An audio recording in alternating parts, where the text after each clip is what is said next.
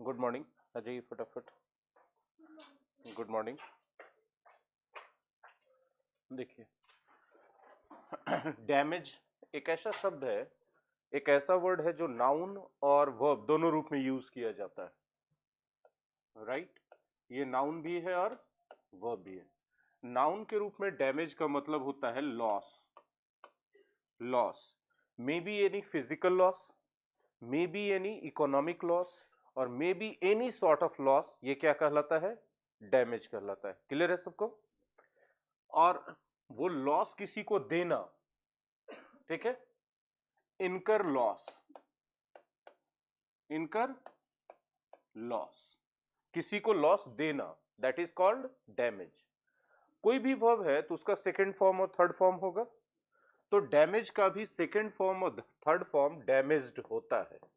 ये एक regular verb है। रेगुलर वर्ब में ईडी लगा करके या सिर्फ डी लगा के हम लोग सेकंड और थर्ड फॉर्म बनाते हैं। आई होप कि ये क्वाइट क्लियर है सबको, इसमें कोई नया बात है नहीं। ठीक है? डैमेज्ड का मतलब हो जाता है, हिंदी में इसको बोलते हैं क्षतिग्रस्त। इसको क्या बोलते हैं? क्षतिग्रस्त।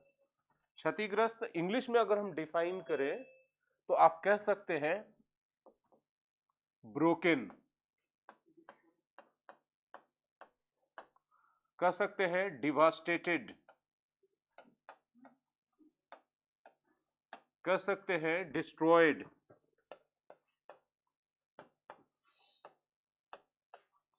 कह सकते हैं डिस्ट्रक्टेड,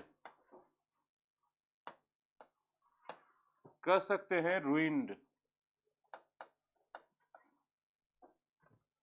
बस। तो ये डैमेज्ड एडजेक्टिव के रूप। डैमेज जब नाउन होता है तो यह एक अनकाउंटेबल नाउन है। कैसा नाउन है? अनकाउंटेबल। क्लियर आवाज आ रही है? ऑनलाइन में सबको क्लियर आवाज आ रही है मेरी? Very good. तो ये एक अनकाउंटेबल नाउन है, लेकिन हम लोग चाहें तो इसको जबरदस्ती प्लूरल बना सकते हैं और तब बन जाता है डैमेजेस। ठीक है? और जब ये डैमेजेस बन जाता है तो ये ऑलवेज प्लूरल है।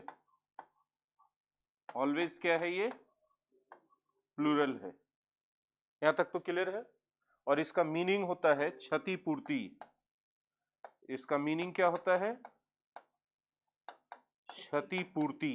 क्षतिपूर्ति को आप इंग्लिश में कहते हैं कॉम्पेंसेशन।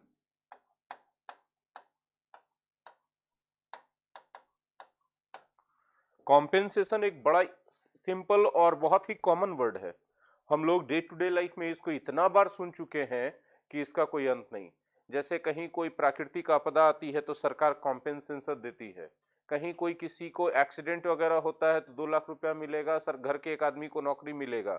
ये क्या है? कॉम्पेंसेशन है कि वो आदमी रहता जिंदा तो अपने परिवार के लिए शायद इतना करता, तो उतना सरकार करके दे दे रही कि चलो लॉस हो गया, तो कॉम्पेंसेशन। इसको आम बोलचाल की भाषा में मेकअप भी कहते हैं। ठीक है? मेकअप के बीच में से हाइफन हटा देंगे तो वो फ्रेजल वर्ब हो जाएगा, और हाइफन लगा हुआ है तो वो नाउन है। Am I clear to everybody? चलिए नेक्स्ट वर्ड बताइए। आई डैमेज्ड क्लियर हो गया ना? लेकिन इसका पूरा ये लेके चले। हाँ, डांस। डांस भी ऐसा वर्ड है जो नाउन और वर्ब दोनों है। ये नाउन भी है और ये वर्ब भी है। राइट? डांस को हिंदी में नाउन के रूप में बोलेंगे नृत्य। ठीक है? और वर्ब के रूप में बोलेंगे नृत्य करना या नाचना। कोई इंग्लिश में डिफाइन कर सकते हैं डांस को, या तो नाउन के रूप में या तो वर्ब के रूप में? हम बोले move your body to the tune of music.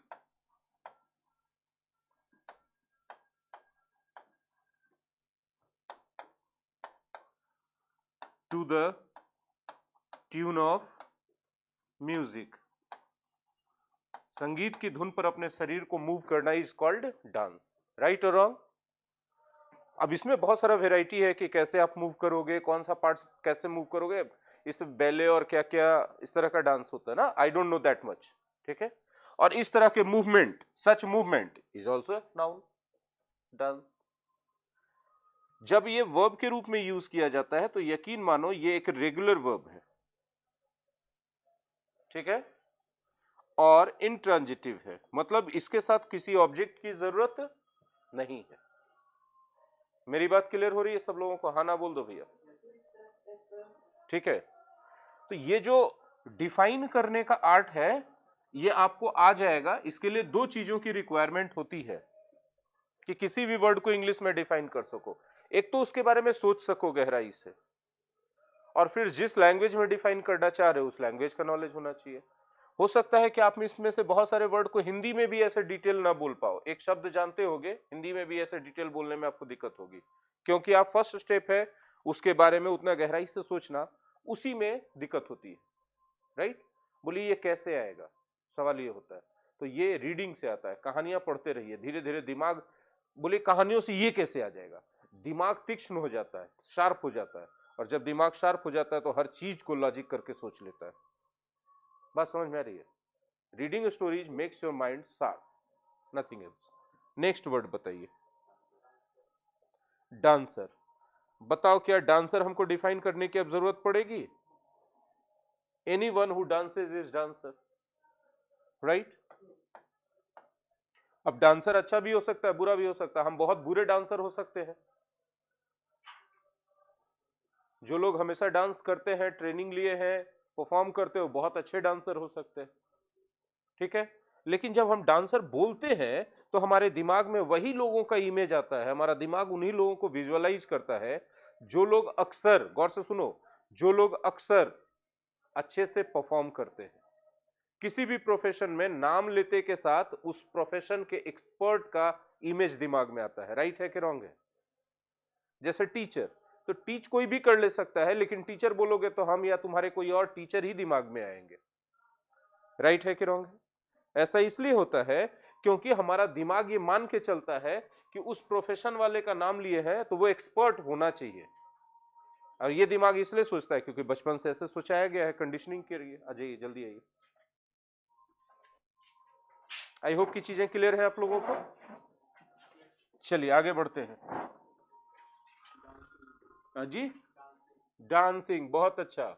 जैसा कि हमने कहा मेरे प्यारे बच्चों कि डांस एक वर्ब है, तो हर एक वर्ब का V4 भी होगा, और जो V4 होता है किसी भी वर्ब का, यकीन मानिए कि वो एडजेक्टिव का काम करता है।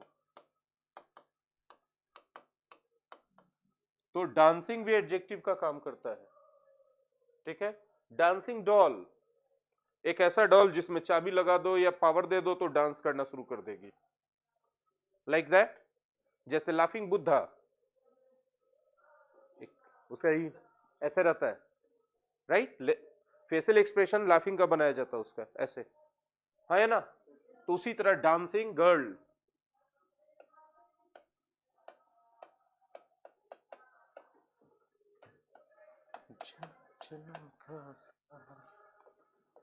आई होप कि क्लियर है ये। One who is dancing at the moment is dancing, right.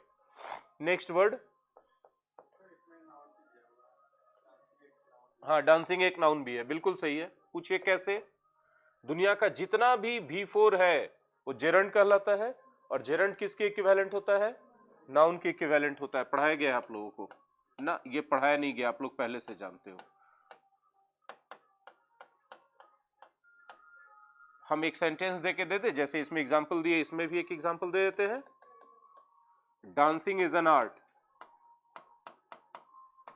Dancing is an art, हाँ या ना?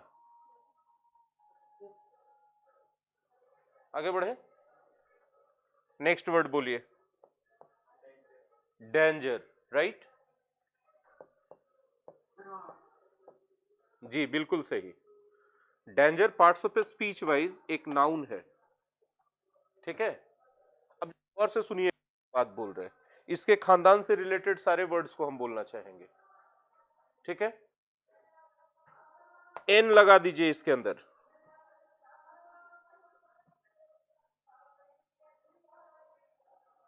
क्या कर रहे हैं यार, मिट जाना। देखिए जो इसके अंदर हम लोग पहला बना दिए हैं वो हमने बना दिया है इन डेंजर।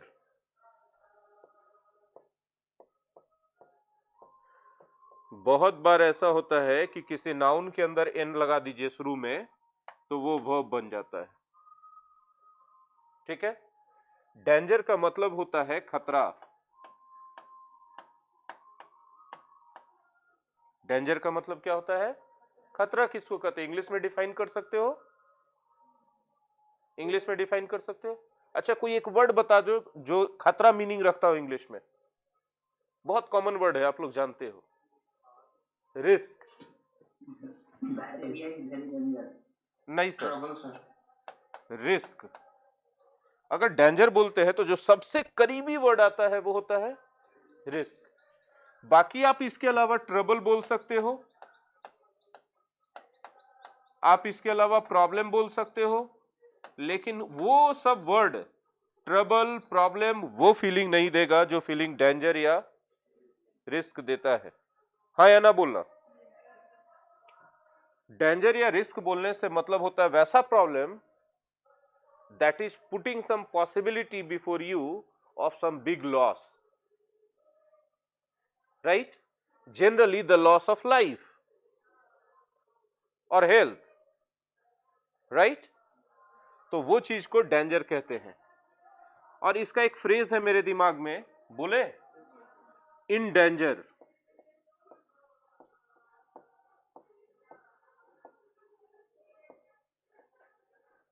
ठीक है, इन डेंजर बराबर होता है at risk.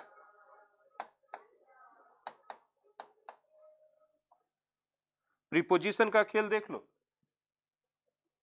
If something is in danger it is at risk. फर्क समझ में आ रहा है? एकदम गौर से पढ़ते चलिएगा। एक वर्ड जब हम उठाते हैं तो मेरे दिमाग में मां सरस्वती की कृपा से जितनी इंफॉर्मेशन उस मोमेंट में आ रही होती है सारे हम डाल देते हैं आपको पढ़ाने के लिए। ठीक है, आप उसको संभाल के रखिए अपने पास रिवीजन के जरिए। एंडेंजर तो हम डाल दिए, वर्ब हो गया। और ये कैसा वर्ब है भाई? तो ये ट्रांजिटिव वर्ब है। कैसा वर्ब है? ट्रांजिटिव वर्ब है। और कैसा वर्ब है? रेगुलर वर्ब है। रेगुलर का मतलब होता है ईडी जोड़ो या सिर्फ डी ऐड कर दो, वो सेकेंड फॉर्म और थर्ड फॉर्म में चला जाएगा। बात समझ में आ रही है सबको? अभी जरा देखो, एंडेंजर का मतलब क्या होता है? हिंदी में बोलते हैं खतरे में डाल देना। खतरे में डाल देना।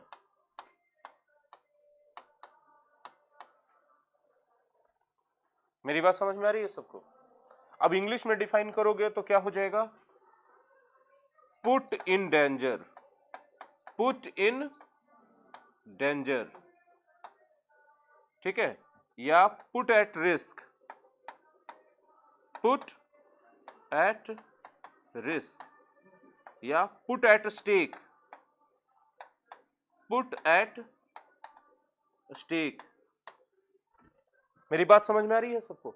ये सब का एक ही मतलब होता है, लेकिन देखिए प्रीपोजिशन अलग अलग हो जा रहा है। डेंजर चल रहा है तो इन हो रहा है, रिस्क या स्टेक चल रहा है तो क्या हो रहा है? एट हो रहा है। मेरी आवाज एकदम क्लियर पहुंच रही है ऑनलाइन में? माइक सिस्टम और स्पीकर पूरा चेंज किया गया है इसीलिए जी, चलिए थैंक यू। माइक सिस्टम और स्पीकर पूरा चेंज किया गया है इसलिए थोड़ा सा मन में दुविधा रहता है, और जब भी हम कुछ नया करते हैं तो उलझन बहुत आती है, मेरा काम स्मूथ नहीं हो पाता। हम अधिकतर देखें कि जब भी हम कुछ करने गए हैं तो पहले बहुत सारी परेशानियों का सामना करना पड़ता है। यकीन मानो कि कल हम खाली स्पीकर और माइक चेंज किए थे, उलझन इतना बढ़ गया था कि 11 बज गया रात, और सुबह हम जल्दी से आके सब कुछ स्टार्ट किए हैं ताकि सुबह क्लास मेरा डिस्टर्ब ना हो। कुछ उलझन रहे तो पहले हम सॉल्व कर दें। मां सरस्वती की कृपा से मतलब अभी तक क्लास अच्छा चल रहा है। ठीक है, हम कभी कभी डर जाते हैं। अच्छा, डेंजर के लिए एक और वर्ड आ रहा है मेरे दिमाग में, थ्रेटनिंग। ये वर्ड सुने हो कि नहीं सुने हो? थ्रेटनिंग। तो एंडेंजर कहां चला गया? एंडेंजर जब हम करते हैं तो किसी को खतरे में डालते हैं तो उस चीज को थ्रेटन भी तो कर देते हैं। अब जब थ्रेटन किए तो कोई दूसरा चीज नहीं डाले, क्यों? क्योंकि थ्रेटन खुद क्या है? वर्ब है। मेरी बात समझ पा रहे हैं आप लोग? अब एंडेंजर चूंकि वर्ब है तो इसका V3 भी बनेगा कि नहीं बनेगा? हाँ या ना बोलो। और इसका एक V3 है एंडेंजर्ड।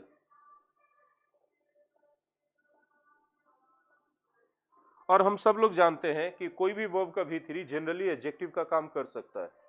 हाँ या ना बोलना। तो एंडेंजर्ड भी किसका काम कर लेता है? एडजेक्टिव का काम कर लेता है। ठीक है।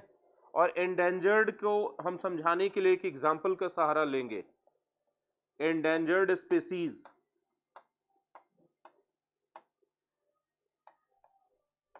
Endangered species. आप समझ पा रहे हो कि हम किसके बारे में बात कर रहे होंगे या किन किन के बारे में बात कर रहे होंगे? वैसे एनिमल्स, क्रिएचर्स, बर्ड्स के बारे में बात कर रहे हैं जिनका नस्ल अब खत्म होने की कगार पर है। लोगों ने शिकार कर करके उनको खत्म कर दिया है। वो सारे के सारे क्या है? एंडेंजर्ड स्पीसीज है। अपने कॉमर्शियल बेनिफिट के लिए, कॉमर्शियल एडवांटेजेस लेने के लिए बहुत सारे ऐसे क्रिएचर्स हैं जिनको ह्यूमन बीइंग्स ने करीब करीब समाप्ति के कगार पे ला दिया है, एक्सटिंक्ट के कगार पे ला दिया है, विलुप्ति के कगार पे ला दिया है। राइट? उन सबको एंडेंजर्ड स्पीसीज बोला जाएगा। यकीन मानो कि जितने भी वर्ड्स और फ्रेजेस हम पढ़ाते हैं वो सारे के सारे एग्जाम में आ चुके हैं। बोले साहब आपको दिमाग में रहता है? इतना बार हम पढ़ा चुके हैं चीजों को कि दिमाग में रहना ही है। आप भी उतना बार रिवीजन कर लोगे किसी भी वजह से तो आपके नस नस में बहने लगेगा। वो अंतिम सांस गिनते समय अपने बेटे और पोते का नाम याद हो चाहे ना, याद रह जाएगा। पढ़ाई ऐसा चीज वफादार है, सिर्फ रिवीजन मांगता है। आई होप कि इतनी चीजें क्लियर होंगी। हाँ ना बोलना। चलिए आगे बढ़ाते हैं। ऑनलाइन के बच्चे विजिबिलिटी के बारे में बोल देंगे। क्लैरिटी है एकदम पूरी तरह से? चलिए कौन सा वर्ड है अगला? Next dangerous. देखिए जब हम डेंजर वर्ड को लेके चल रहे हैं तो उसके खानदान में हम डेंजरस को कैसे भूल सकते हैं? और भूलेंगे तो बात अधूरी रह जाएगी। डेंजरस। ठीक है। एक चीज हम यहां बोलना चाहेंगे, किसी भी वर्ड के अंत में OUS आपको दिख तो एकदम गारंटी लेके चलिए कि भैया वो क्या होना है? एडजेक्टिव होना है। कोई माए का लाल उसको रोक नहीं सकता है। हिंदी में इसको क्या बोलते हैं? बोलिए। खतरनाक बोलते हैं। थोड़ा सा गलती कर दिए हम खतरनाक हिंदी में लिखने में।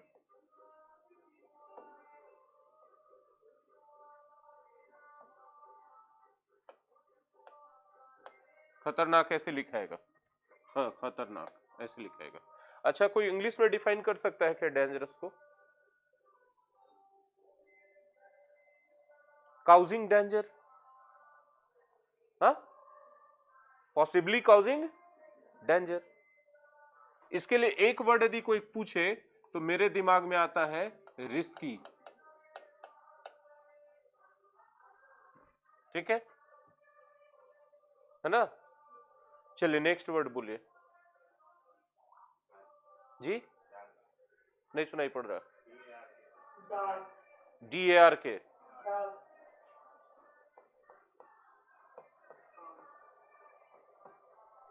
डार्क। राइट। बड़ा आश्चर्य होगा जान के आपको कि ये खुद नाउन भी है और खुद एडजेक्टिव भी है। अब इसके खानदान की बात करते हैं तो इससे एक वर्ड डिराइव कर पाते हैं हम लोग, डार्केन।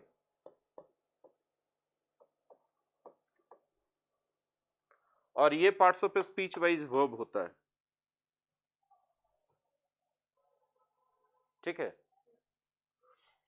डार्केन चूंकि वर्ब है तो जाहिर सी बात है हर एक वर्ब का V4 होगा। ठीक है। तो ये जो इसका V4 है उसका नाम है डार्केनिंग। डार्केन इंग। गौर से देखो, है ना? और हम लोग सब जानते हैं कि कोई भी V4 जनरली क्या काम करता है? एडजेक्टिव का काम करता है। एग्जाम्पल के तौर पे हम बोल सकते हैं डार्केनिंग एजेंट्स। बोलिए ये क्या होगा सर? खुद सोच के देखो तो दिमाग कुछ कह रहा है कि क्या होगा?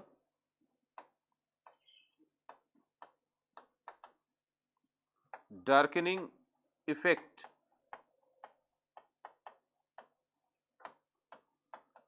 दिमाग कुछ सोच पा रहा है कि नहीं सोच पा रहा है इसके बारे में, बोलो। नहीं सोच पा रहा है। डार्कनिंग एजेंट्स वैसी चीजें होंगी जो किसी चीज के कलर को डार्क कर देंगी, जैसे pigments are darkening agents below the surface of our skin.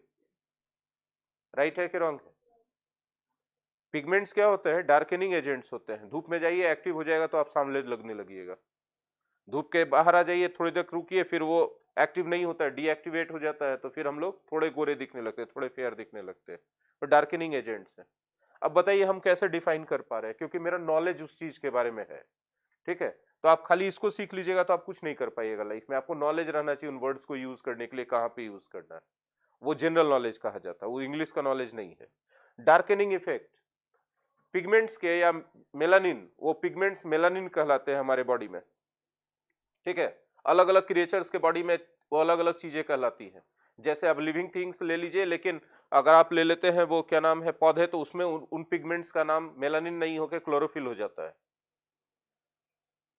Chlorophyll हो जाता है। ठीक है, और हमारे शरीर में उनका नाम क्या है? मेलानिन होता है। हाँ, वो अलग अलग पदार्थ से बने होते हैं, अलग अलग केमिकल से बने होते हैं, जिसके कारण उनका डार्कनिंग इफेक्ट अलग अलग तरीके से दिखाई पड़ता है। अब कैसे हम डिफाइन कर पाए? इतना हमको नॉलेज है इस चीज के बारे में। आप भी अपना नॉलेज बढ़ाओ, हर एक वर्ड को यूज कर पाओगे, फील कर पाओगे, समझ पाओगे। आपका नॉलेज जब तक इतना रहेगा, आपका वोकैबुलरी भी इतनी ही रहेगी, ये गारंटी है। आगे चलिए हम लोग इसके बारे में थोड़ा बात कर ले, जो हमारा मेन वर्ड था डार्क। डार्क को हिंदी में अंधेरा कहते हैं, नाउन के तौर पे, है ना। और एडजेक्टिव के रूप में भी इसको अंधेरा कहते हैं, डार्क रूम। डार्क क्या बोले? डार्क रूम और डार्क नाइट। अब आप देखिए इन सब फ्रेजेस में नाउन को मॉडिफाई कर रहा है, तो वो क्या हो गया? एडजेक्टिव हो गया कि नहीं हो गया? और डार्क मतलब अंधेरा। I don't want to stay in dark. ठीक है, you should not keep your friends in dark regarding any matter. ठीक है, अब एक जो फ्रेज ये आ गया, कीप समबडी इन डार्क,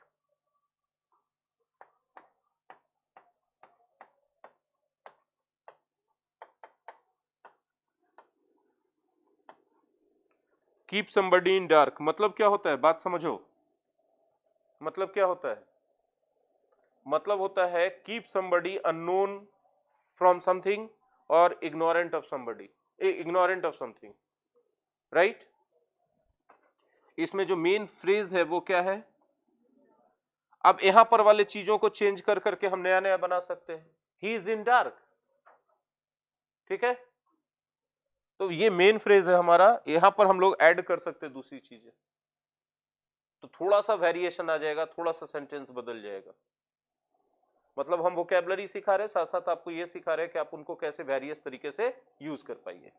ठीक है, कीप समबडी इन डार्क का मतलब डोंट, डोंट नहीं लिखना चाहिए, not let somebody, not let somebody know something, know something. किसी को अंधेरे में रखना। अंधेरे में रखने का मतलब उसको देखने नहीं दे रहे, देखने नहीं दे रहे मतलब उसको जानने नहीं दे रहे लिटरल सेंस में। हाँ या ना? तो वही तो हमने लिखा है, कुछ और तो लिखा है नहीं। ठीक है, अभी हम कहां से भटक के चले गए थे? यहां से चले गए थे। तो ये समझ में आ रहा है? हाँ, यस। अब अंधेरा बोलते हैं, तो इसको क्या कोई इंग्लिश में डिफाइन कर पाओगे क्या? हम डिफाइन कर दे, absence of light, absence of light, absence of light. ये वाला दिया रहता तो शायद आप ऑप्शन में से डार्क ढूंढ लेते, आपको दिक्कत नहीं होती, हम जानते हैं। तो आपका दिमाग आधा एक्टिव हो चुका है, आधा सिर्फ बाकी है। राइट है कि रॉन्ग है? बाकी आगे आपकी मर्जी है। मजा आ रहा है क्लास में? हमको थोड़ा गिल्ट फीलिंग है मेरे अंदर कि आज हम बोले थे हम OWS पढ़ाएंगे, लेकिन कल अपने उलझन के कारण हम OWS का पूरा PDF वगैरह निकाल नहीं पाए। PDF सिर्फ निकालने से मतलब इतना है कि उस सिस्टमैटिकली लिस्ट दिया रहता तो पढ़ाने में स्पीड में पढ़ाई होती, सोच सोच के पढ़ाएंगे तो सिस्टमैटिक पढ़ाई होती है, पता चलता है कि ये वाला OWS का सेगमेंट खत्म कर दिए। इसीलिए हम आज नहीं पढ़ाए कि मतलब बिना सिस्टमैटिकली पढ़ाए हुए टाइम वेस्टेज हमको लगता है। रैंडम पढ़ाई हमको पसंद नहीं है, ठीक है ना। हम कभी पढ़े हैं रैंडम तरीके से? किसी टीचर ने, जिसने भी हमें पढ़ाया सब सिस्टमैटिकली, कोई भी सब्जेक्ट कि चलो यहां से शुरू करते हैं, यहां तक खत्म करेंगे, हमारा एक कोर्स कंप्लीट होगा, अब तुम उसके बाद उस पर जितना कमांड करो वो तुम पे है। चलिए आगे बढ़िए, अगला वर्ड बोलिए जी। DATE बड़ा अच्छा वर्ड है, आप लोगों के हिसाब से ये वर्ड है, हाँ कि ना बोलिएगा। आप लोग जाते होंगे, अभी तक नहीं गए हो? तुम लोग बच्चा हो अभी। ऑनलाइन में कोई गए हैं कि नहीं डेट पर?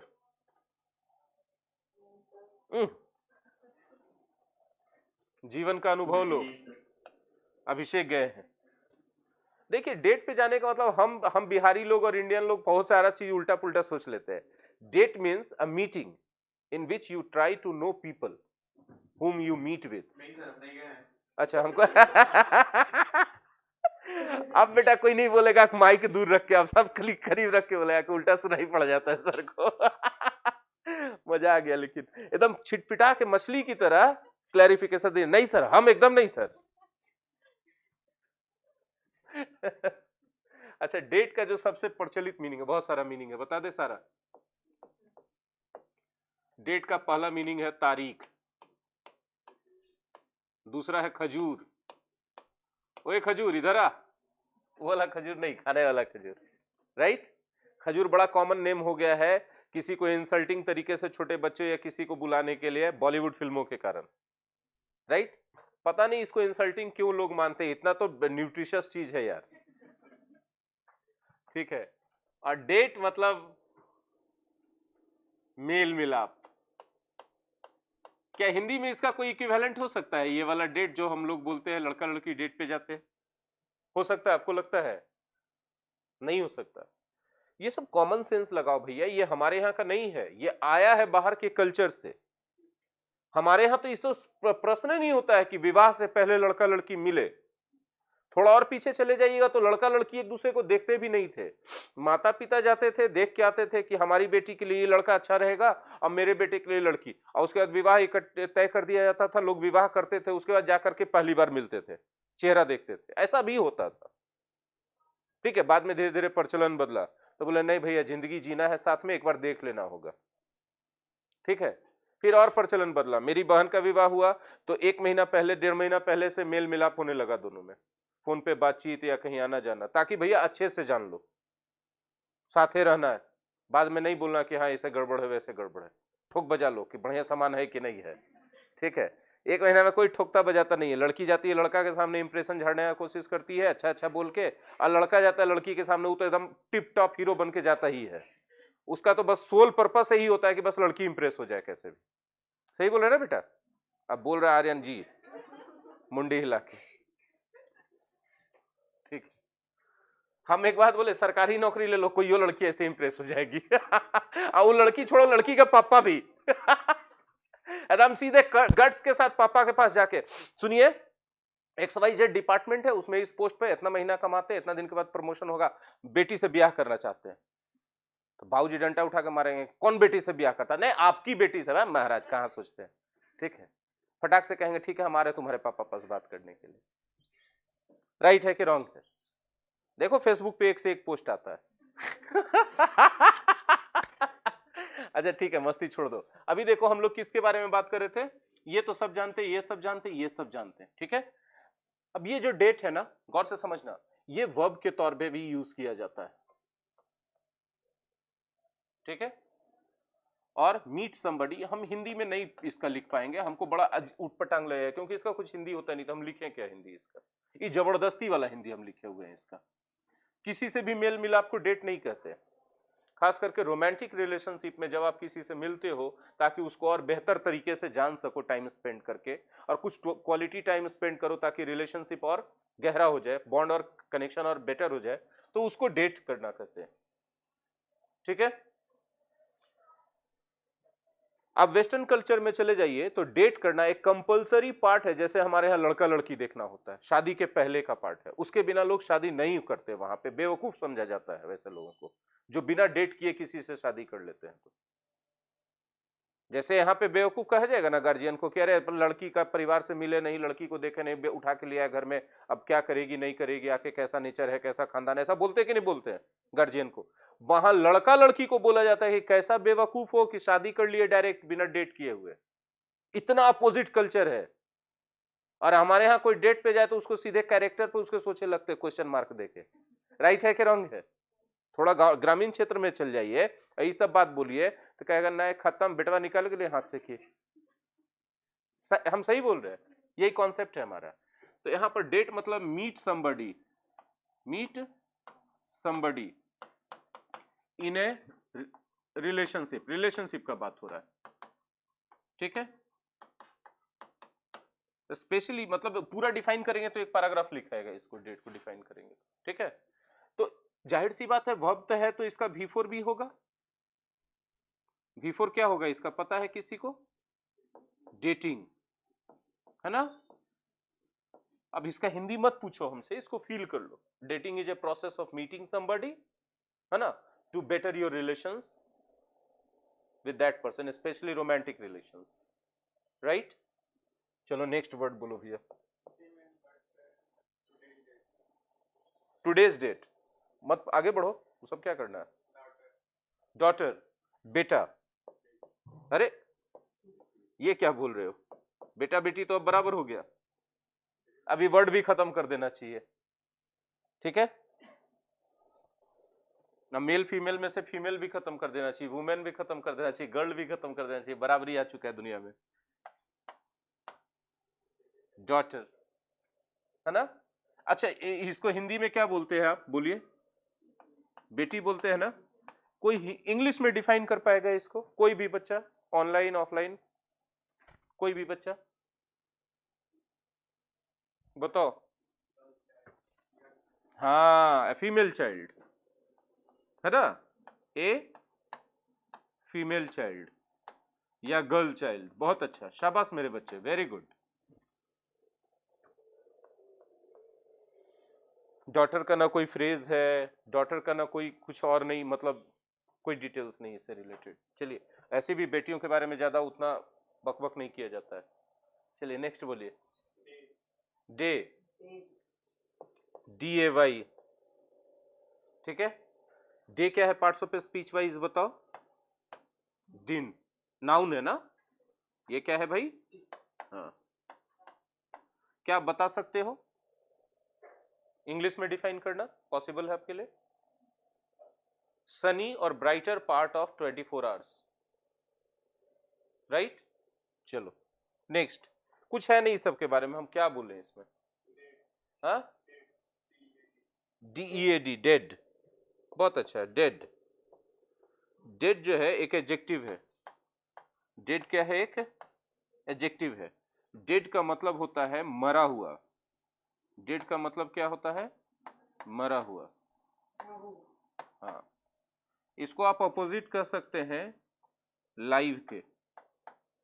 अलाइव, अलाइव मतलब जिंदा, इसका अपोजिट है ये।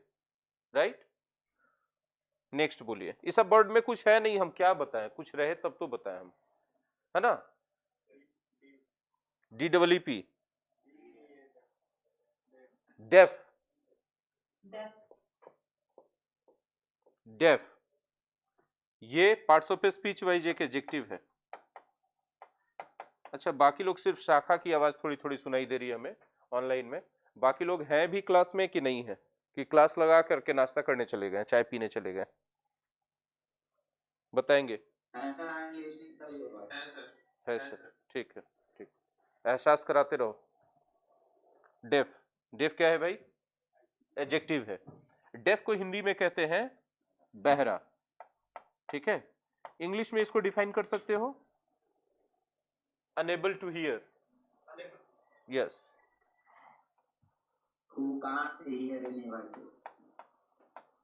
हम्म, बहुत सॉलिड स्पीकर लगा है ना एकदम। अभी पूरा नहीं एक्टिव हुआ, पूरा एक्टिव होगा तो डॉल्बी डिजिटल बजेगा, भयानक एकदम। लगेगा सब जितना बोल रहा है सबका सब सिंगर है। मेरे आंख में इतना पानी क्यों आ रहा है? चलो, अच्छा डेफ से कुछ हम इसके खानदान के बारे में बात करना चाहते हैं, करें? डेफ से हम वर्ब बना रहे हैं, बना दें? थोड़ा सा मिर्ची देना तो बनाएंगे तो डालेंगे ना, मिर्ची नमक मसाला कुछ, डेफन। ठीक है, डेफन का मतलब क्या होता है पता है? बहरा कर देना। बहुत सारे ऐसे वर्ब हैं जो रेगुलरली मतलब ज्यादा यूज नहीं किए जाते हैं, लेकिन उनका कोई कोई ऐसा फॉर्म है जो एडजेक्टिव के रूप में, नाउन के रूप में ज्यादा प्रचलित हो जाता है। जैसे डेफ वर्ब है तो यकीन मानो कि डेफ का एक V4 भी होगा, हाँ या ना बोलो? आपको अंदाजा है कि वो क्या होगा? डेफेनिंग। ठीक है, और इसका हिंदी क्या होगा पता भी है आपको?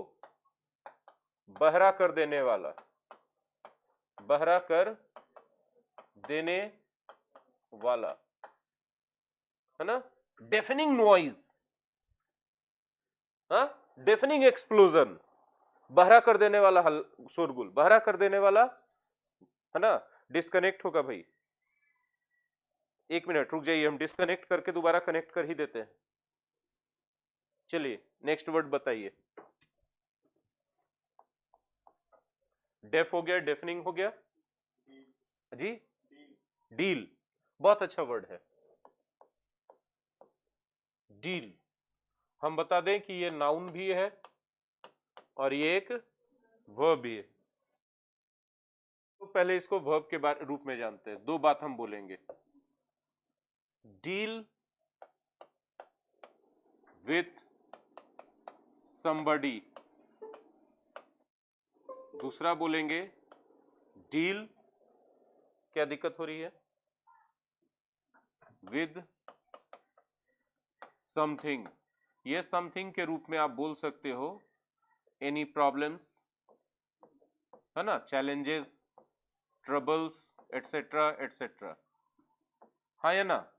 और तीसरा भी हम बोलना चाहेंगे, deal in something, deal in something.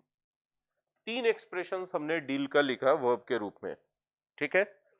और डील यही तीन एक्सप्रेशंस में हमेशा यूज किया जाता रहा है, यूज किया जाता रहेगा। तीन एक्सप्रेशन से ज्यादा चौथा एक्सप्रेशन होने वाला बात नहीं है।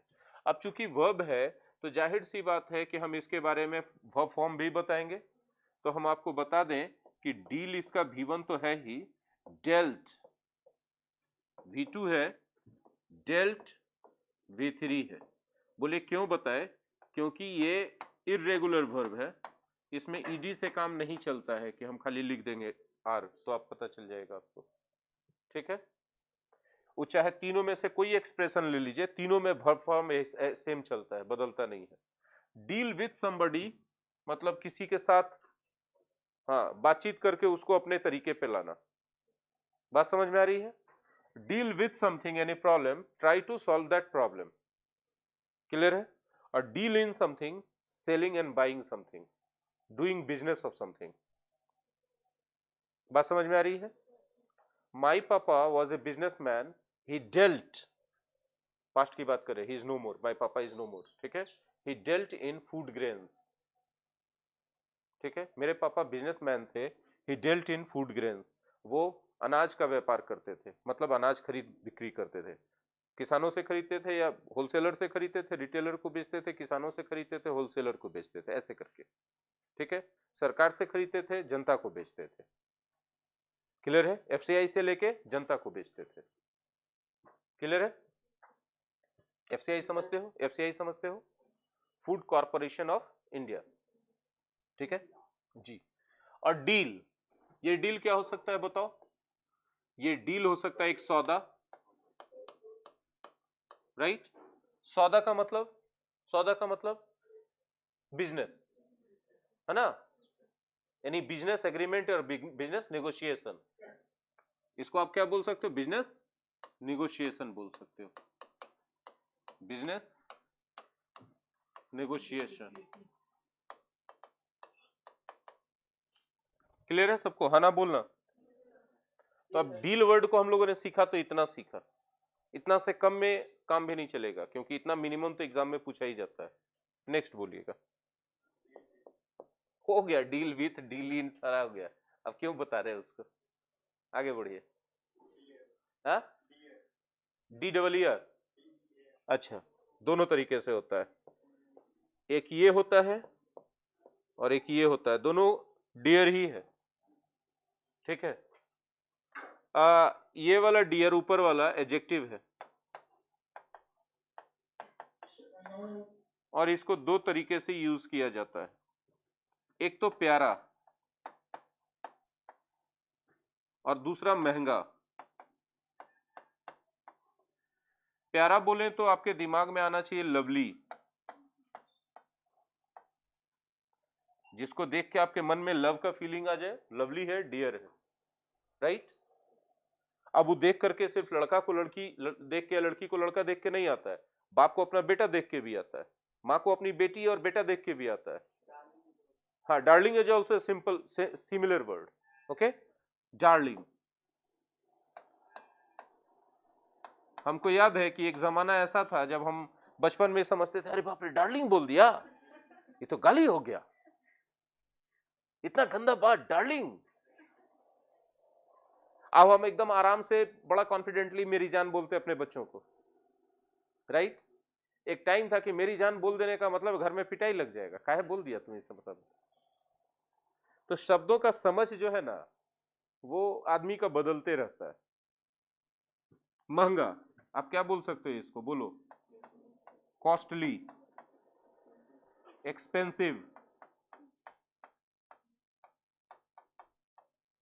है ना। इससे हम एक वर्ड भी बताएंगे इसके खानदान से, लेकिन पहले इसके बारे में बात कर ले।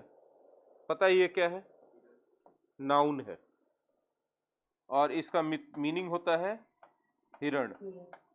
एग्जाम में इससे रिलेटेड एक बहुत इंपॉर्टेंट पॉइंट है, बता दे जी। ये खुद सिंगुलर भी है और खुद प्लूरल भी है। ये बात बोलने का मतलब तभी सब सही होगा जब हम एक सेंटेंस बता दें आपको, ठीक है। He killed 2 full stop. Option हमने दिया डियर,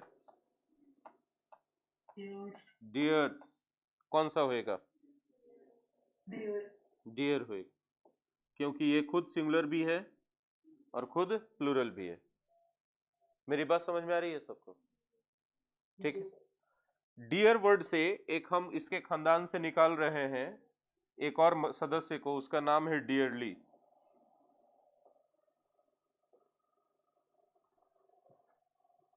ठीक है। किसी भी एडजेक्टिव में जब एलवाई जोड़ते हो तो वो जनरली एडवर्ब बनता है, वो जनरली क्या बनता है, एडवर्ब बनता है। और आप जरूर जानना चाहते होगे कि इसका मीनिंग क्या होता है। हमको इसका हिंदी नहीं मालूम, लेकिन हम इसका सेंटेंस बना के आपको समझा सकते हैं, यकीन मानिए। जी फिर से बोलिए। बिना डरे को काम करना, आपको सुनाई पड़ रहा है, नहीं नहीं, बिना डरे हुए काम करना नहीं। I bought this shirt dearly means I bought this shirt expensive.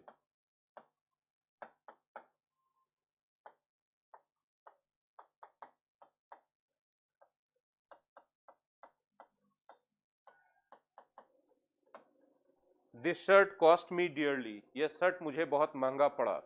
तो dearly का हिंदी भी महंगा ही आएगा। इसको बराबर देके बोल देते, this shirt cost me dearly. यह शर्ट मुझे महंगा पड़ा। जब आपको कोई चीज महंगा पड़ता है तो जितना आप एक्सपेक्ट करते हो उससे ज्यादा कीमत आपको देना पड़ जाता है। बात समझ में आई? टाइम है ना?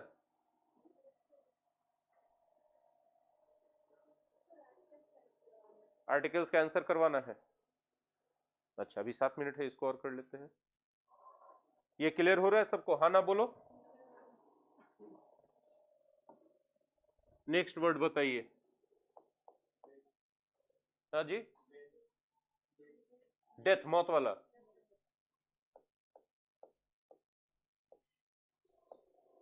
डेथ एक नाउन है, हिंदी में इसको क्या बोलोगे? मृत्यु। इंग्लिश में डिफाइन कर पाओगे कोई? Loss of life. नहीं, नॉन लिविंग नहीं, वो डेड का था, नॉन लिविंग। ठीक है, और नॉन लिविंग और डेड में बहुत अंतर है। हम अभी अलाइव हैं, डेड हो जाएंगे, लेकिन ये bench, desk, computer, board, pen सब नॉन लिविंग है, ये डेड नहीं है। फर्क है बहुत कॉन्सेप्ट में। ये होता है लॉस ऑफ लाइफ, ये क्या होता है? लॉस ऑफ लाइफ,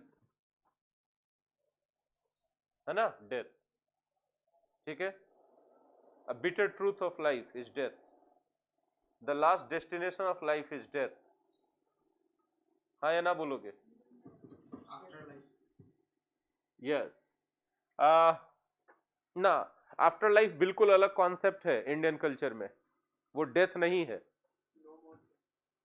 हाँ, नो मोर बोलते हैं तो बराबर डेड होता है, डेथ नहीं होता है। ही इज डेड बराबर he is no more, he is dead बराबर ही इज नो मोर। तो no more is equal to dead, death नहीं होगा। हमने डिफाइन कर दिया, उसके अलावा आप तुम कोई डिफिनेशन निकाल ही नहीं पाओगे, सब एकदम अलग चीज रहेगा। और इसलिए नहीं कि तुम अंग्रेजी कम जानते हो, तुम धीरे धीरे सोचना सीखोगे तो पता चलेगा कि अच्छा, जब हम बोलते हैं आफ्टर लाइफ तो हमारे यहाँ कॉन्सेप्ट ही बिल्कुल अलग है आफ्टर लाइफ का। No life, death. राइट है कि रॉन्ग? और नो लाइफ भी नहीं, लॉस ऑफ लाइफ, डेथ। अच्छे से सोचो, एग्जैक्ट है, एकदम प्रिसाइज है, loss of life. No life तो इसमें भी है, बेंच में भी है। क्या डेथ का बात करेंगे इसका? नहीं, लेकिन मेरे में हो जाएगा लॉस ऑफ लाइफ। अभी लाइफ है, फिर लॉस ऑफ लाइफ, तो डेथ हो जाएगा। हाँ या ना? डेथ के बाद अगला वर्ड बोलिए। DECID। बहुत अच्छा, क्या बात है, ये बहुत अच्छा चीज दिए हैं। और इससे एक फ्रेजल वर्ब बनता है, जिसका SSC के एग्जाम में क्वेश्चन आ चुका था, और उस क्वेश्चन में बहुत सारे बच्चों ने गलतियां करी थी। हाँ जी, डिसाइड। डिसाइड एक वर्ब है। डिसाइड का मतलब होता है निश्चय करना। निश्चय करना समझते हो क्या?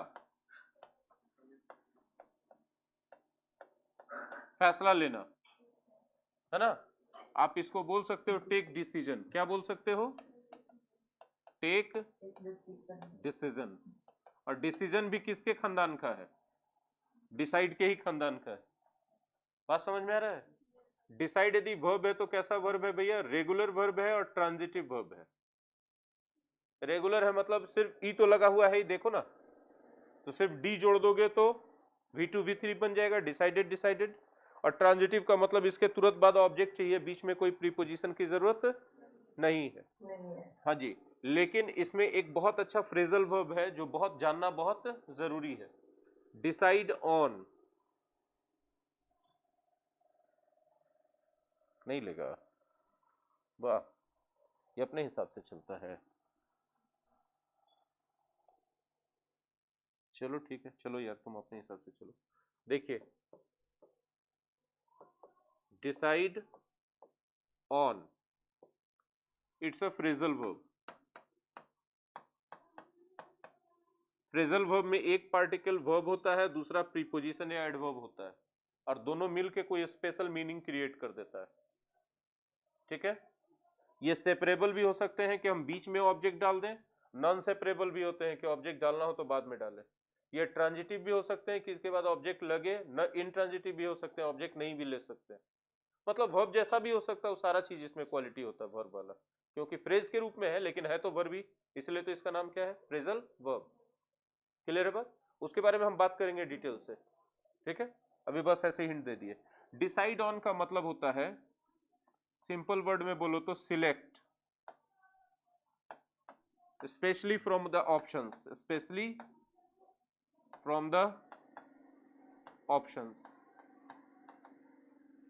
कितना मीनिंग बदल गया ना? हाँ ना बोलो।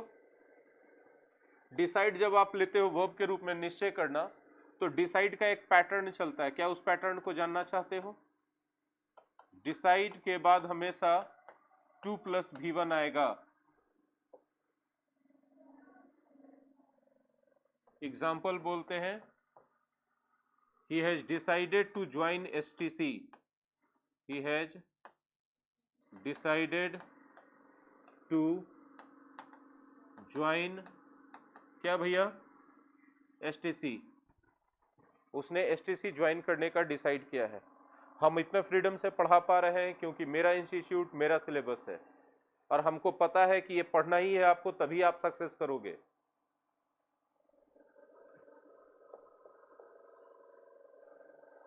हम एक आर्टिकल पढ़े थे जिसमें बताया गया था कि बहुत सारे यूनिवर्सिटीज, कॉलेजेस में अच्छी पढ़ाई नहीं हो पाती है क्योंकि मैनेजमेंट टीचर को इंस्ट्रक्ट करना शुरू कर देता है कि आप इतना ही पढ़ाओ। ठीक है, तो हम लोग आज का वोकैबुलरी का क्लास यहीं पे रोक देते हैं। ठीक है, आई होप कि बहुत सारा वर्ड आप लोगों ने सीखा। अगर वाकई में सीखा और यूजफुल लगा तो आपको क्या करने का बनता है? लाइक करने का बनता है जी, और कमेंट में बताने का भी बनता है कि सर आपने बहुत अच्छी चीजें सिखाई, या आपको अच्छा नहीं लगा तो ये भी बताने का बनता है कि आपने अच्छी चीजें नहीं सिखाई।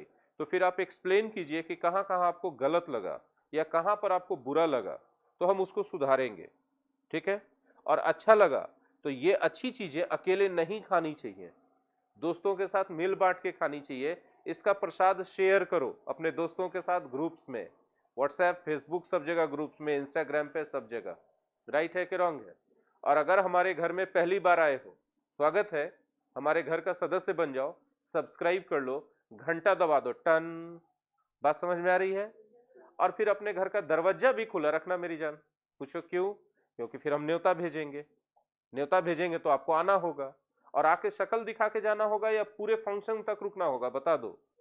पूरे फंक्शन में रुकना होगा जी, और अंत तक रुकना होगा। इसी के साथ अलविदा। Thank you. अपना ध्यान रखिए बहुत अच्छी तरीके से, क्योंकि कोरोना अभी भी खत्म नहीं हुआ। मास्क यूज कीजिए, ग्लव्स यूज कीजिए। Thank you very much. Hand sanitization बहुत जरूरी है। Thank you.